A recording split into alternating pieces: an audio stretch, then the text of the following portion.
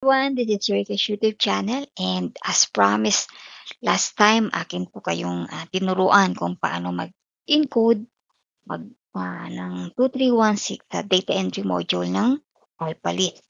Okay, so this time ang aking ituturo sa inyo ay kung paano i-validate yung ating nag-generate na file at kung paano ito i-submit sa BIR via e-submission. Okay? But before that, I hope may matutunan kayo sa channel na to.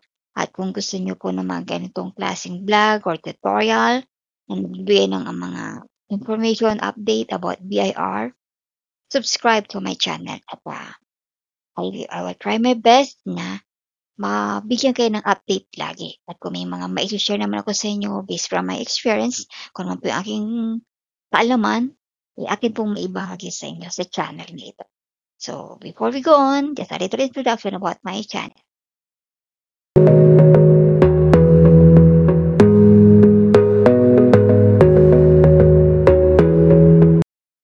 Okay, so let us proceed now. Our main topic is to validate our generated file in 1604C na that file. Okay, so in order to validate itong that file na to, click lang po natin itong Alphalete validation module. Okay? So, kasama po yan dun sa Alphalete data entry module. Dalawa yan. Yung Alphalete data entry and Alphalete validation. Magkasama na po yan. Okay? Then, ito po, upon clicking yung validation module, ito po yung mag-appear sa inyo. Makikita nyo dun sa upper portion yung version na ng application program na ito ng BIR. The latest as of today is 7.3. And then, mag-appear po dyan, nag-auto-populate yung TIN ng withholding agent or nung employer at itong tax year. So, naka-default yan sa 2025 or kung ano yung current year. So, i-edit nyo lang yan. Ilagay nyo po yung taxable year na talagang gusto nyo i-validate. And then, kung anong form. This time, ang ating i-validate is form 1604C. So, let's click 1604C. And then, ito na po yung magpa-pop up sa inyong screen. You can validate either by form or by schedule, but I would choose by form na lang para mas madali. And then, let us browse or punta natin yung mismong .file na ating i-validate. So, dito natin siya sinave. So, punta lang po natin yan. I-click natin para mag-reflect siya dito. And then, click mo lang yung OK. So, then, ito. Mag-reflect na po siya. And then, yan na po. Kailangan na natin siyang i-validate by clicking yung validate file. Pero, tatanungin ka na muna niya kung saang directory mo isi-save yung report. So, siyempre dyan tayo inside the directory kung saan yung ating Alphalete program. So, click mo lang yung select and then, pag walang error, magre-reflect po ito or makikita mo ito sa screen mo. So, nandiyan yung sa notepad siya ma-view. Makikita mo po dyan yung pinaka-file niya, yung TIN, yung folder, tsaka yung form type. Okay?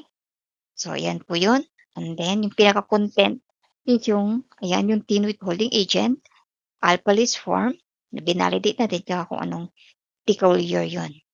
And then, pag walang error, sana ganyan, laging walang error para tuloy-tuloy lang yung pagsasabit natin.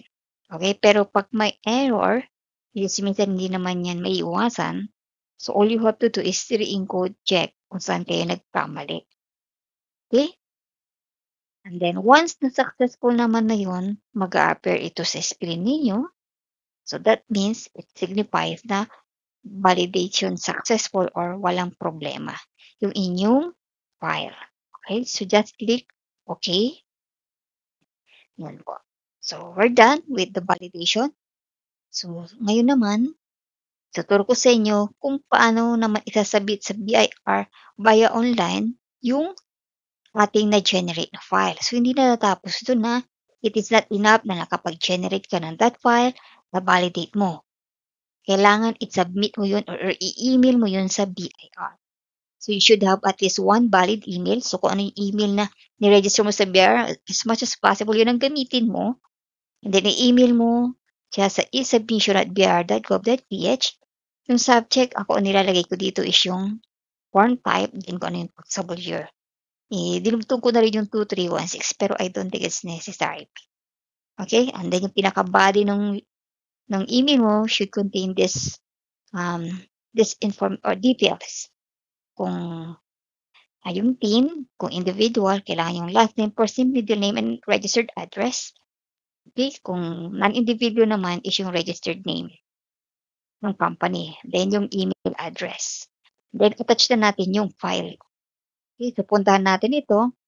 I-attach natin yan dahil okay na yan. Wala nang error.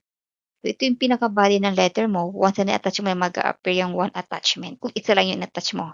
Then already scanned by Gmail. So may marireceive ka ng ganitong confirmation na na-receive ng BIR. Kaya hindi pa rin natapos yan. Dapat may ma-receive ka pa rin ng ganito. Yung e-submission validation report. So dapat magre-reflect dyan yung form type at saka return period na yung sinubmit. So kung wala namang error, magre-reflect dyan ang number of invalid file 0. Yan naman nakalagay kung ilang valid file yung tinend mo. Okay? So, itong sample na ibigay ko is para sa form 1601EQ. So, sorry for that. Pero since 1604 yung ating in-email, so dapat mag-reflect dyan ay 1604Q. Kaya kung anong taxable year po. Okay, so once na naka-receive ka na ng ganito, that means tapos na. Kung nag-valid ng BIR, meron kong receipt as proof na successfully na-receive ng BIR yung that file mo. Okay, so I hope may natutunan kayo sa aking vlog, and then next naman po aking ituturo sa inyo kung paano naman yung pag-submit of a reportorial requirement. Itong BIR form 1604C together with the annexes na mandatory. Okay, so this is all for now. I hope na natutunan kayo, and sana nagustuhan nyo ito, like na rin, share, and subscribe. Until next time, thank you.